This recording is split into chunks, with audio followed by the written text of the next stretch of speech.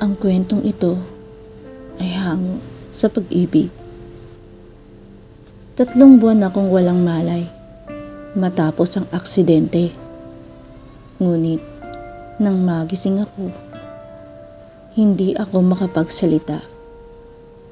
At mas nakakatakot, tila hindi ako kabilang sa mundong ito. Kung may isang bagay akong natutunan matapos ang lahat ng nangyari, ito ay ang katotohanan. May mga nilalang na umiibig din. Ngunit ang pag-ibig nila ay hindi tulad ng sa atin.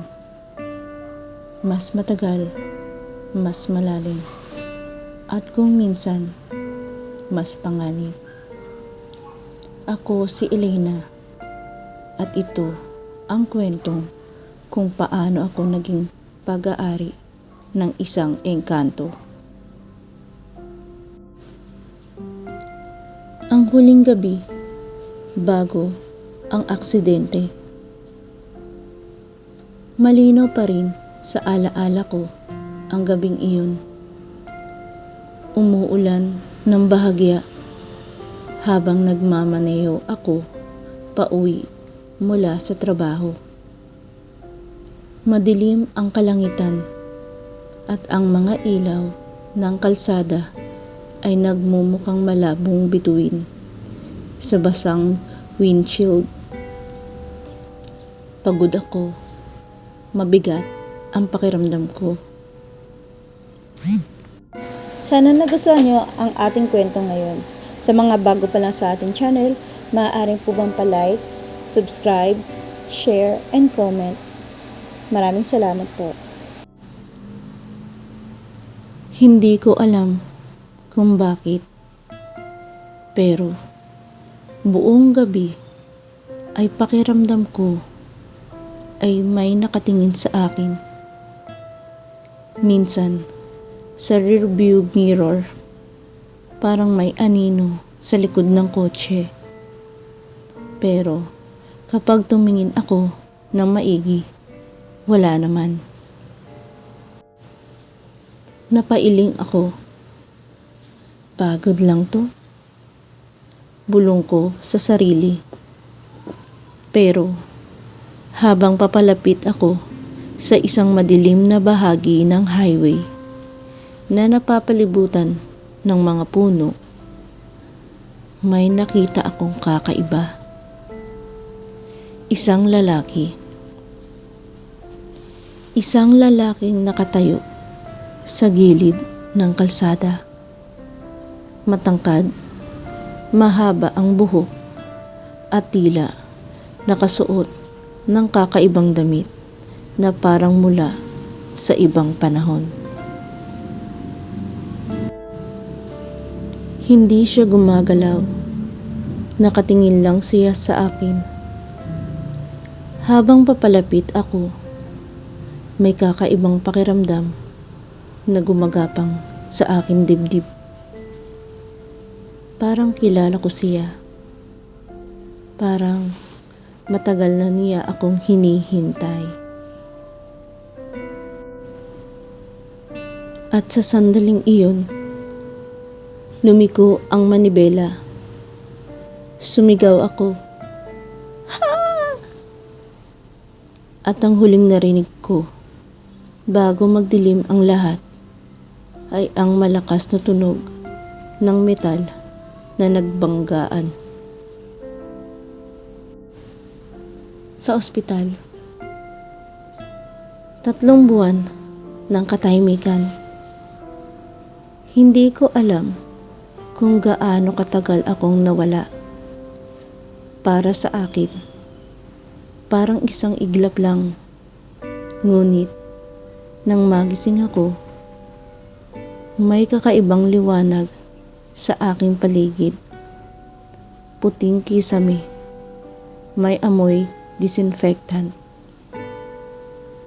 Sana nagustuhan nyo ang ating kwento ngayon. Sa mga bago pa lang sa ating channel, maaaring po bang pa-like, subscribe, share, and comment. Maraming salamat po. at ang paulit-ulit na tunog ng isang makina. Beep, beep, beep. Sinubukan kong gumalaw. Masakit ang buong katawan ko. Sinubukan kong magsalita.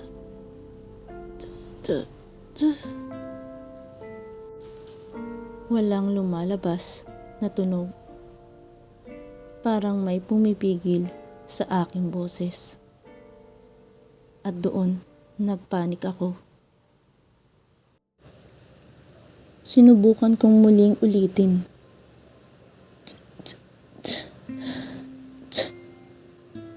Pero, walang kahit anong tunog.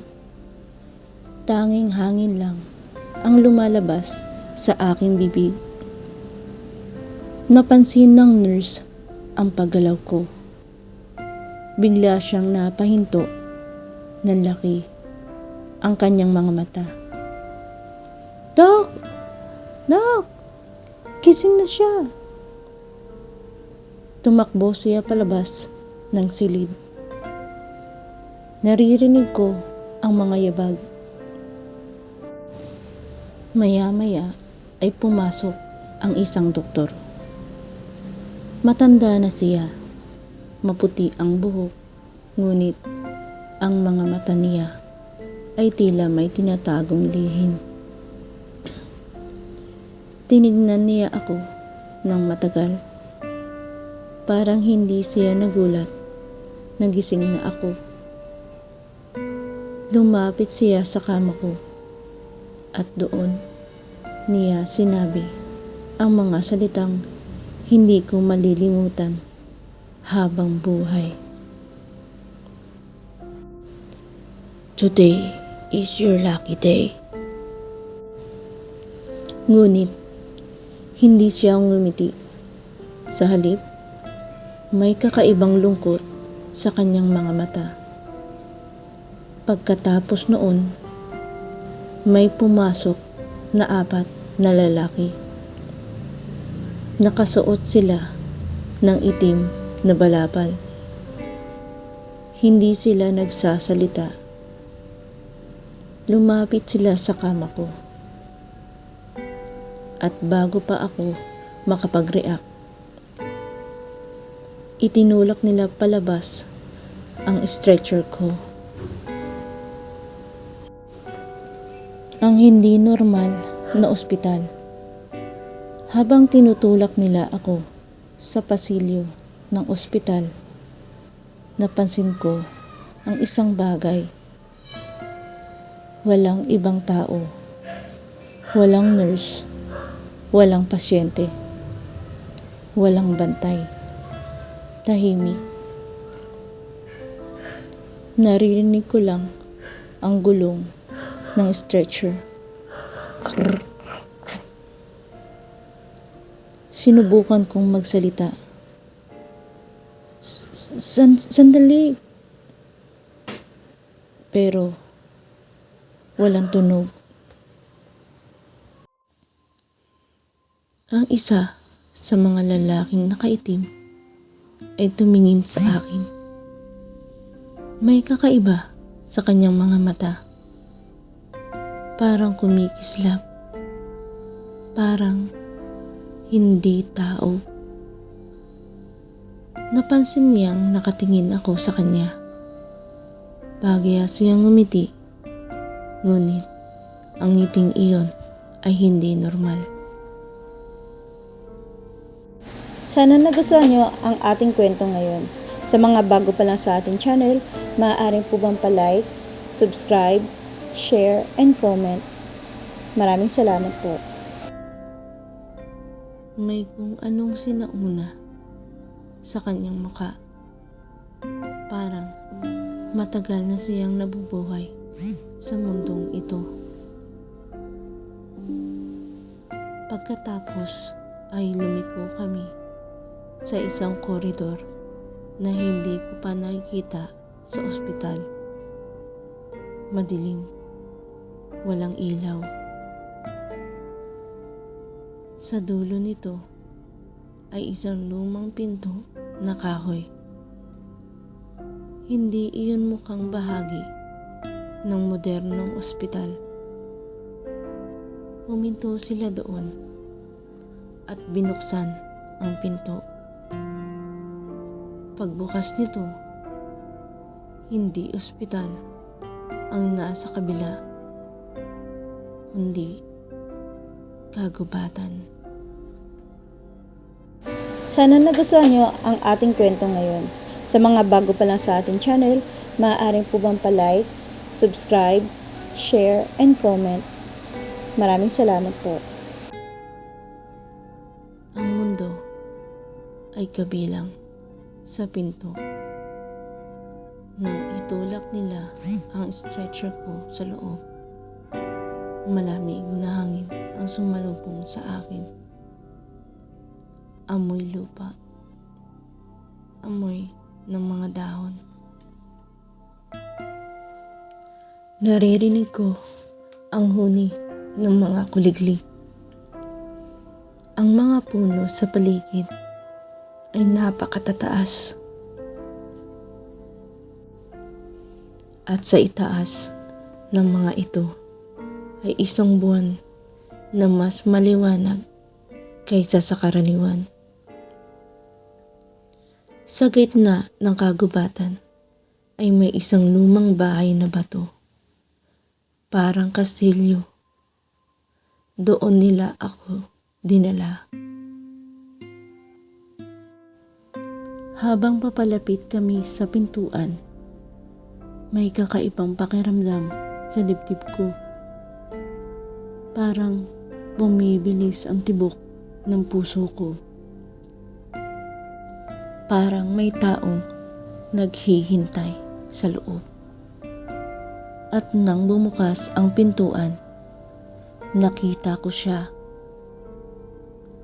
Ang lalaking nakita ko sa gilid ng highway.